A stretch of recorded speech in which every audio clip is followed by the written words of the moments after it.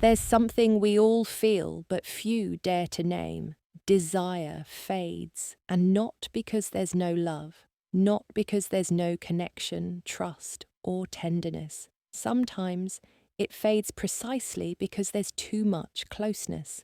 Esther Perel, renowned couples therapist and expert in desire, put it clearly. Desire needs space, and modern love, the way we live it today, often suffocates it. We live in an era where we expect one person to be everything: our best friend, our lover, our therapist, our emotional anchor, our safety net.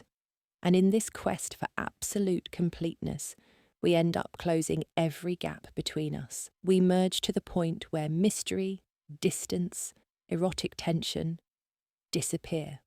The paradox is that the more we love, the more we want to protect. And in trying to protect the bond, to make it strong, we end up making it flat. Desire, unlike love, doesn't seek fusion. Desire needs otherness. It needs to see the other as separate, as someone I don't fully possess, as someone who, at times, escapes me. And there, in that gap, in that emotional or symbolic distance, the spark is born. But how can we sustain desire when we live together, sleep together, work in the same room, text each other all day, share everything, and are constantly available to one another? In theory, it sounds perfect.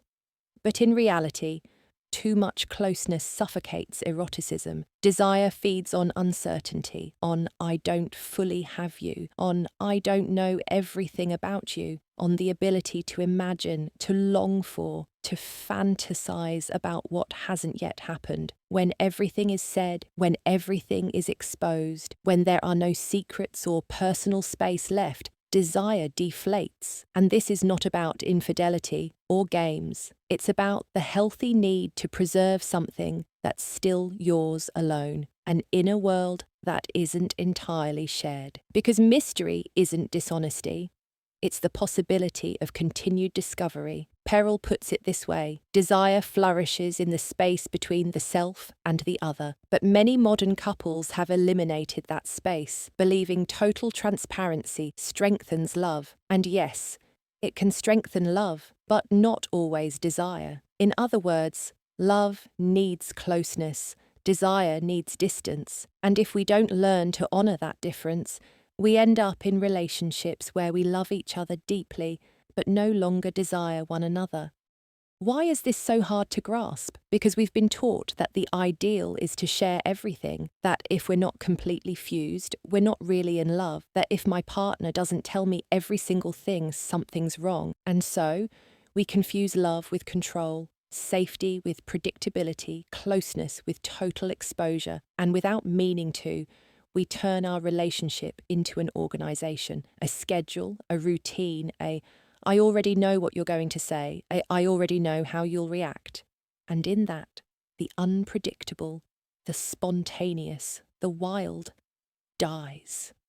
Perel isn't saying that love and desire are incompatible. Quite the opposite. She says they can coexist, just not under the terms we usually impose. To keep desire alive in long-term relationships, we need to reintroduce play, mystery, autonomy. We need to stop thinking that if my partner takes a trip alone or spends time without me, it's a threat. On the contrary, it may be oxygen for desire. Think about this. When do you feel most desire for your partner? Many people say at reunions, at parties, when they see them from afar, speaking with others, when something reminds them that their partner isn't fully theirs, that they're a person with their own life, that they can't be owned, and that instead of creating distance, ignites something. Modern love, with its ideas of we tell each other everything, we do everything together, we need each other constantly, has made many confuse fusion with intimacy, but connection isn't the same as enmeshment. Sharing isn't the same as invading. Passion needs air, not just in bed, but in everyday life, and that means recognizing that the other is a free being, that they're not there to fill my emptiness or calm all my fears, that they won't always be available, that they can say no, that they can choose something else. And that doesn't mean they love me any less. The emotional maturity of a relationship is also measured by how much room we give desire without trying to control it, without forcing it, without suffocating it with performance expectations or demands that it should feel like it used to. Desire isn't linear, it's not constant, it doesn't behave like love, it can't be domesticated, it's wild, it's free, it's unpredictable, but that doesn't make it less valid, it makes it real.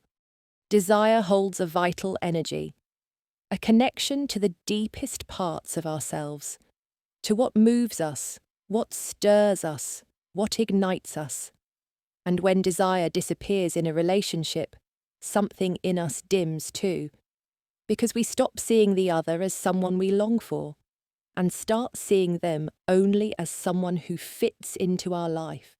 So when we talk about keeping desire alive, we're not just talking about sex, we're talking about energy, about looking, about playfulness, about humour, about admiration, about that sparkle when you see your partner doing something they love, about that moment when you look at them and think, wow, I fancy you.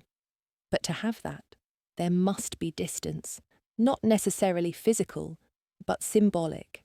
There must be time to miss each other, space to reunite. We need to allow ourselves the chance to look at each other with fresh eyes. And that doesn't happen when we're together all day, watching telly, discussing bills, sharing the bathroom, and smothering the flame with routine. So, what can we do? Split up to miss each other? Number, but we can start by making distinctions, by reclaiming our own space, by nurturing our own interests, passions, and friendships, by not giving up what nourishes us just because we're in a couple, by learning to desire ourselves, and so we can project that energy outward. Desire also arises when I feel good in myself, when I'm not numb, when I care for myself, tend to myself, connect with my body, when I don't let myself go because we're already together, when I feel alive, moving, expanding. Perel says desire often fades, not because something is wrong with the couple, but because we've disconnected from our own vitality and we expect our partner to reawaken it, to revive us. But desire, like all authentic things, grows from the inside out. It can't be demanded. It can only be cultivated. And to cultivate it, we have to look at ourselves, to ask, what turns me on? What brings me to life? When do I feel desirous?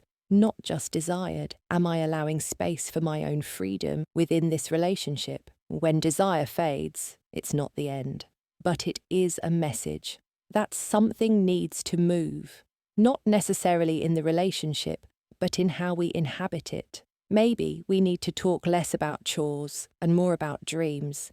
Maybe we need more solo time. Maybe we need to laugh again, to play, to be curious.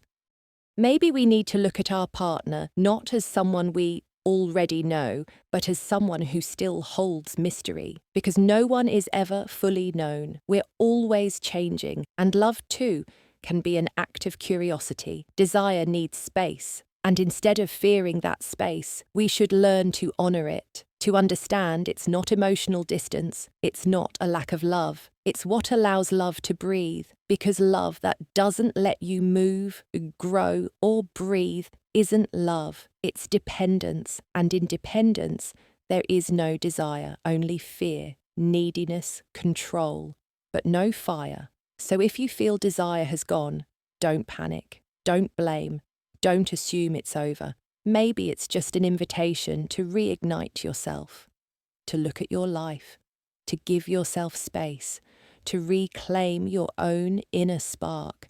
And when that happens, when you reconnect with yourself, you can look at your partner with fresh eyes, not to get something from them, but to share from a place of wholeness, because desire can't be begged for. It must be nurtured, protected, and often it needs the one thing we're most afraid to offer: freedom.